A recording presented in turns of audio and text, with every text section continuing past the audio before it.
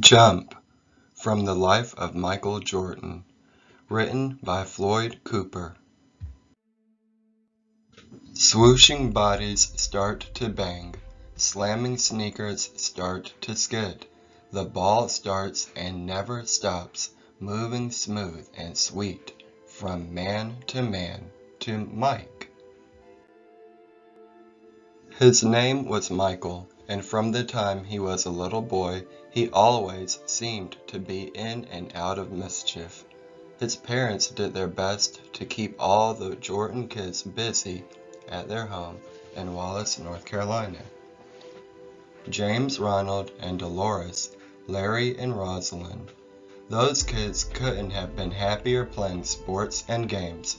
But Michael, he just had a different kind of energy and curiosity too.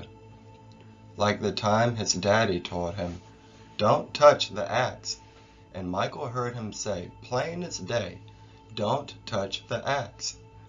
But he took the axe anyway, and behind the house he began to chop. Chop, chop, chop.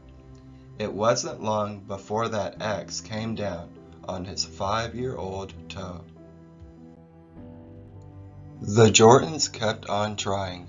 5 kids aren't easy.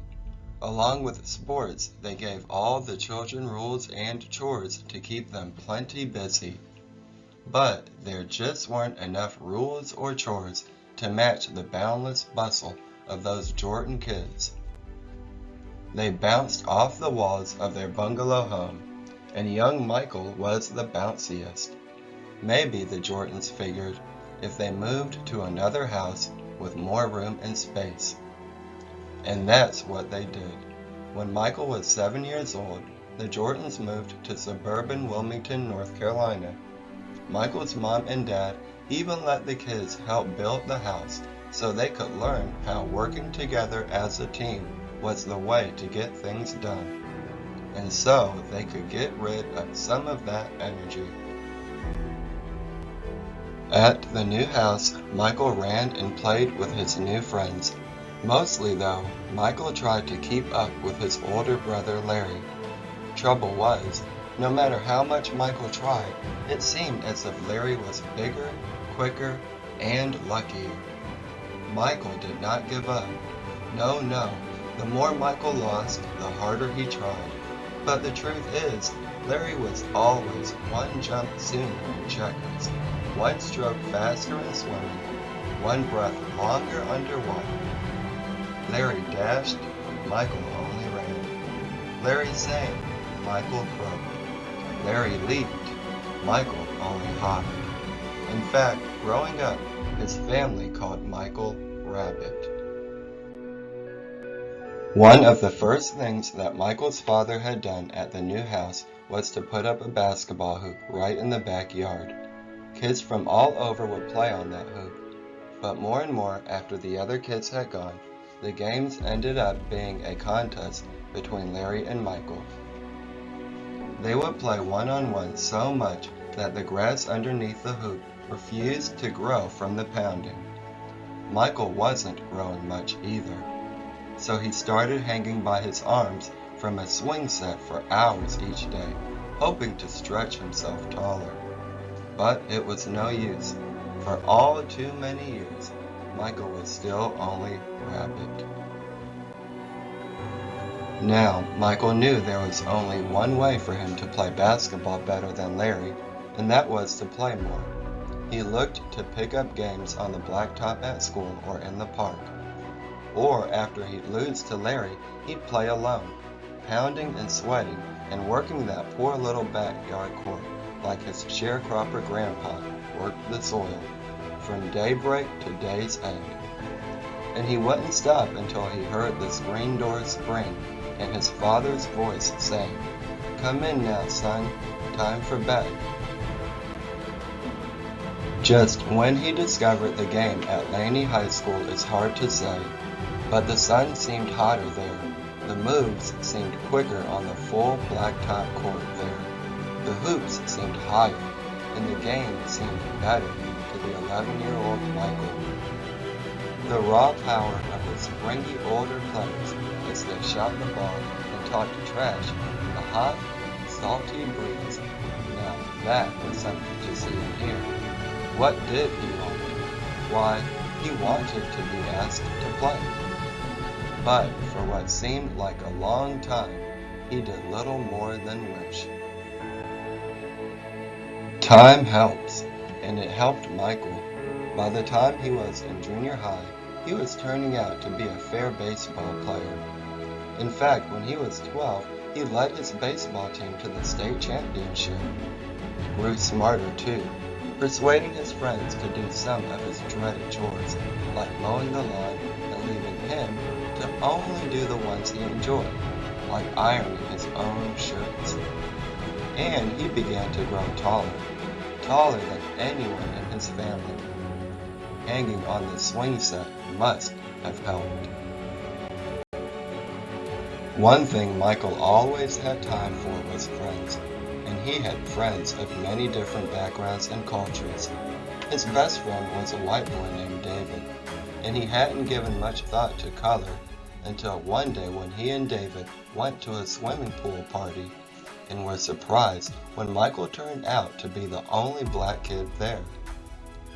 Michael was even more surprised when he jumped into the pool and all the white kids got out.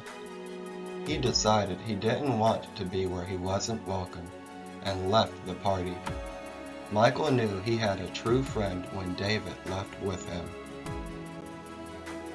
Despite all the baseball that was going down, by the time he was in high school, Michael started to live and breathe basketball. He loved everything about it, the smell of the ball, the swoosh of the net. Soon it was all he wanted to play. He even gave up baseball. He saw less and less of Larry these days because Larry was becoming a true sports star. He was too busy to play with his little brother. More and more, Michael hung out at the blacktop by the high school. One day, the blacktop kids asked him to play. There was a crowd gathered by the fence, boys and girls, but this was Michael's chance. Suddenly, Michael had the ball. He dribbled it down the court, taking the ball hard to the hole, and just as he reached the rim, bam! A huge body slammed into Michael. From the hot tag top, he looked up at the ball as it bounced off the rim. Michael had blown the layup. From the side, a voice broke the slow-mo silence in a teasing, mocking whine. "Hey ears, open your eyes!" Michael gritted himself back into the game, but the taunts began to spread from the onlookers. With each dribble, he was scoffed at for his little boy haircut and the way his ears stuck out. With every layup, he was jeered about the way his tongue hung out of his mouth when he shot the ball, and right in front of the girls.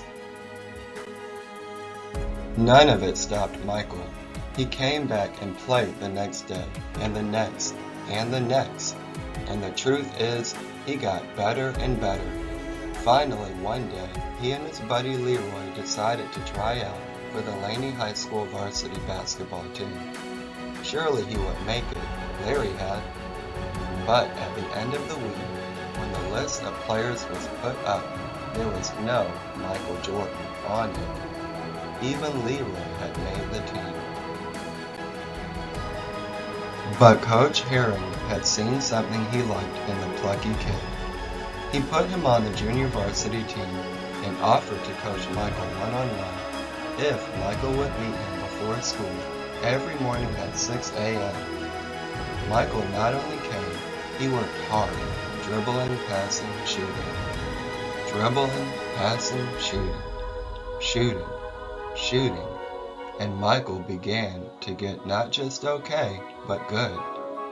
He got so good, in fact, that the varsity players started coming to all the junior varsity games to watch Michael play. We don't know exactly when Michael turned the tables on Larry for the first time, but it may very well have happened the summer that Michael shot up 4 inches and went to basketball camp. One afternoon, the two started going at it again on the backyard hoop. At first, it seemed just like old times. Family and friends gathered around the hot, sticky court to watch the two brothers.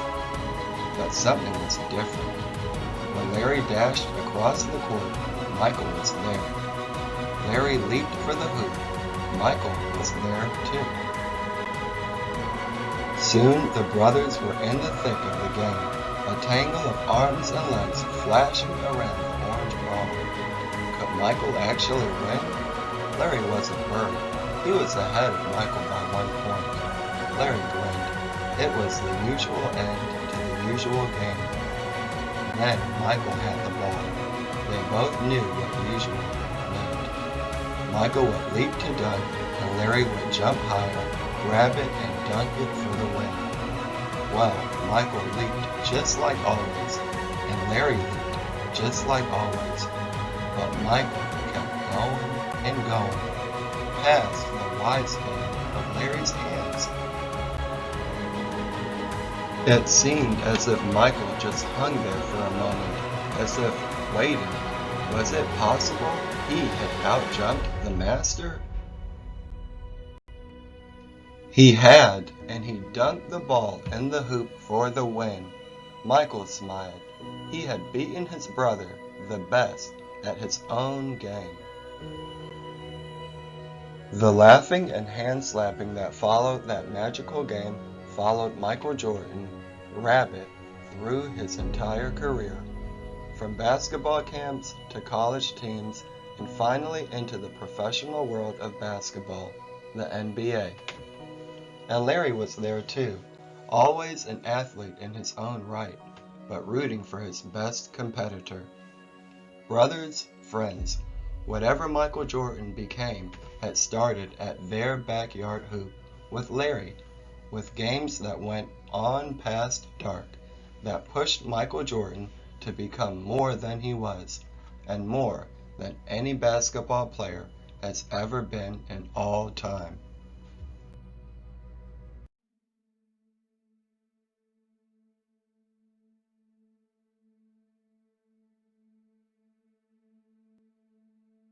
The narration and production of this video was produced by Johnny Bell Books.